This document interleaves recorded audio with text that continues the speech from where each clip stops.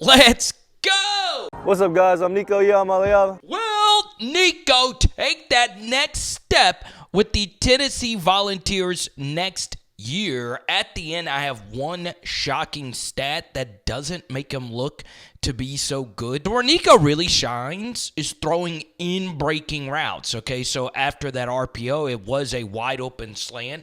But this, honestly, is really, really, really good stuff earlier in that drive. Okay, you're down 14-0. You're running an in-breaker here. Stop, an in-breaker here. So Nico to the field doesn't like what he sees, and guess what? He's correct. There's guys sitting on all these stops. Okay, he's right here, he's right here, he's right here.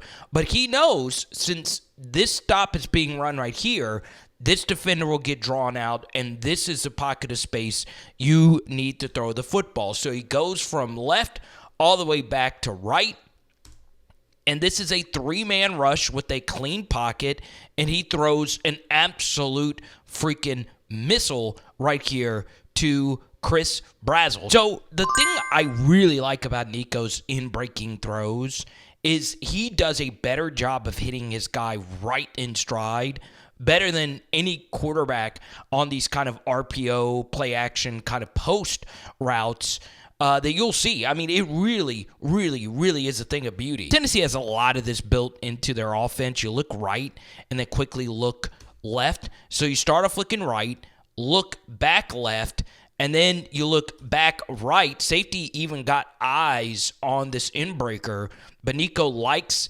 this window. But I want you to see where the ball is actually placed.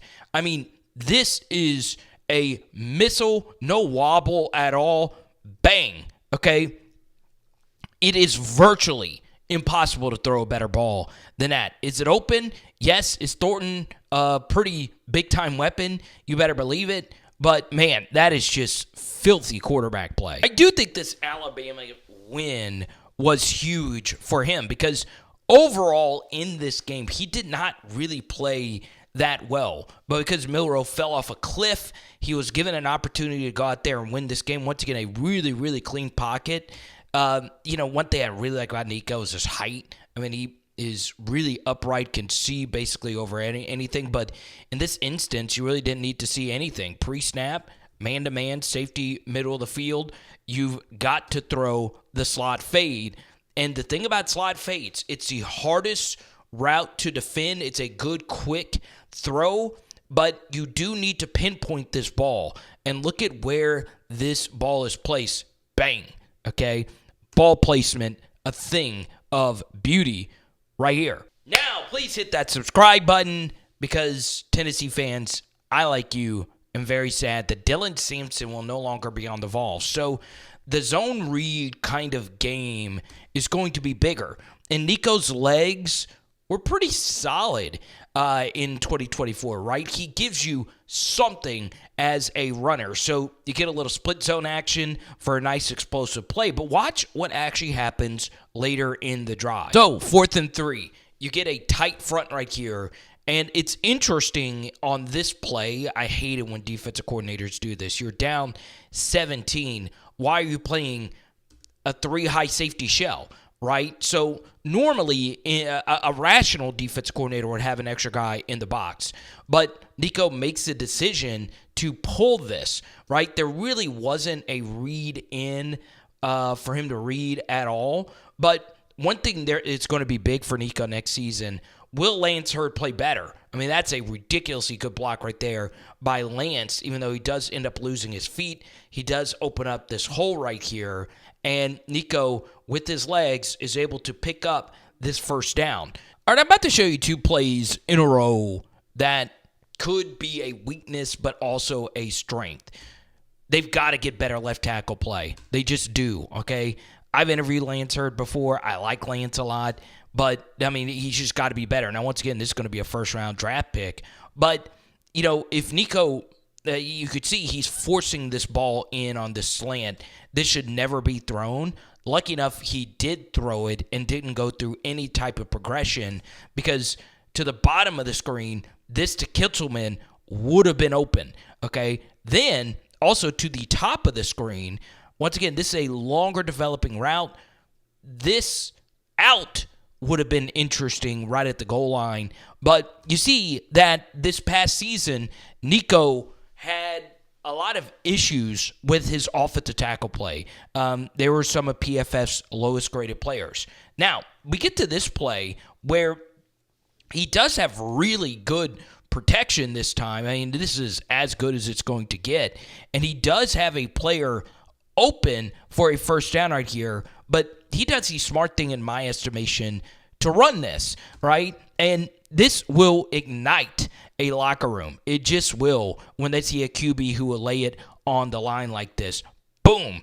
Takes two big shots, still able to fall forward. His mouthpiece is out. One area where I want to see more from Nico, improvisational creativity, right? He's too talented to not have more of these types of plays. So once again, his offensive line just completely breaks down. I think Dylan Sampson did a good job saving the day. So he gets off platform and finds his guy Thornton wide open down the field.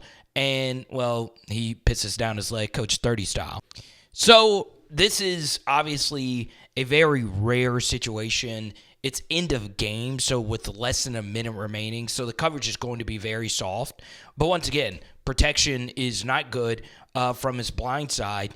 And, you know, I just want to see more of this, right? He's got the mobility and the ability to make these types of plays on the regular. So he scrambles out, and he's got a little bit of this in his game, right? The Manzielian ability to extend a play, throw across his body, and get Thornton on the scramble drill.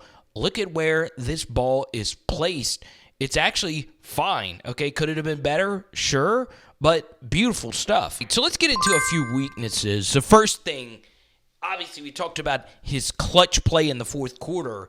Situationally, Nico needs to play with a little bit more common sense. Okay, 22-9. So the game is still within reach, but a first down really, really hurts Oklahoma. So he decides to pull this zone read. This is a really good pull read right here by Nico. Now, why is this a good pull read? Well, everything is just crunched in to stop Dylan Sampson. So Nico decides to pull and get into a foot race with the linebacker here.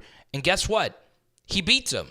But in this spot, we need you to just keep your feet and pick up this first down. You're not taking an absolutely positively big hit in this spot with you having a step. So watch what he does. He gives himself up right here, and it ends up making Tennessee, and I would have just gone for it, but they end up trying to kick a field goal after that. We'll break this down from the end zone angle. It's 4th and 5.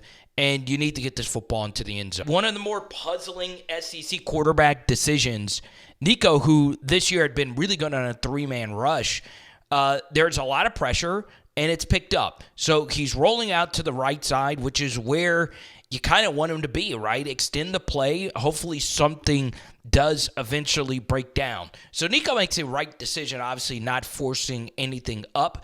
But as he's rolling out, he decides to not actually throw this ball. Now, the funny thing about it, he could still throw it.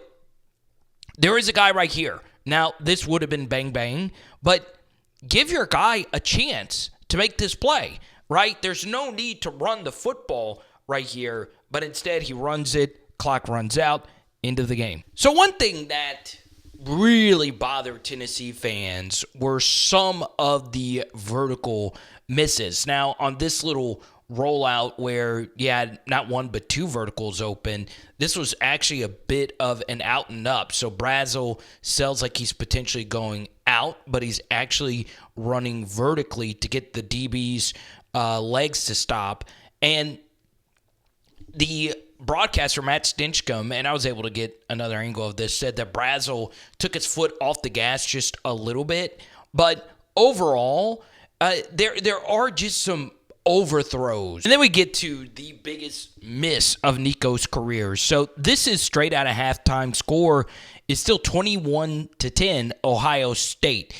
If you hit this vertical shot, this game is a completely different story. So you get the play action fake, and the corner elects to have the receiver go, right? And he believes that the safety is going to take this receiver. Nico here does have a good pocket, but because Ohio State had him in constant pressure, this might not have been part of the progression either. It might have just been a clear-out route. But if he has time, once again, this pocket is good enough. He is hitting this for a big, big, big gain, potentially a touchdown. More than likely, the safety is chasing him down. This is a 3-point miss, though, right? If you hit him in stride, you're getting yourself at least in field goal range or close to it. Instead, he takes off and runs for a decent gain. So it wasn't a bad play per se, but it left a lot of yards on the field. And we'll give you the end zone angle here. Once again, the protection this time was actually good, okay? And, man, that actually is a really good job right there from Lancer just to get him down on the ground. That's an NFL draft pick he's got. But because there was just so much pressure in this game, Nico was just jumpy, and he didn't see the vertical and just took these yards that were available to him at that time. So comment below, Tennessee fans, if you want more Nico content and more Vols content over the next couple of weeks. As you can see, it was a safe year. It wasn't an explosive year. If you would have told me after the Chattanooga game that he only had one 300-yard passing game and it was that one for the rest of the season, I would have told you were crazy. And Nico, of course, at QBR at 70.5, which is, once again, safe. But if you also would have told me that Peyton Thorne would have had more passing yards than Nico, and Nico would basically play in every single game, I also would have told you were crazy. So lots of room for improvement. Let me know what you think, and click on these other videos. Help your brother out. Tonight, we're doing steaks. Let's go.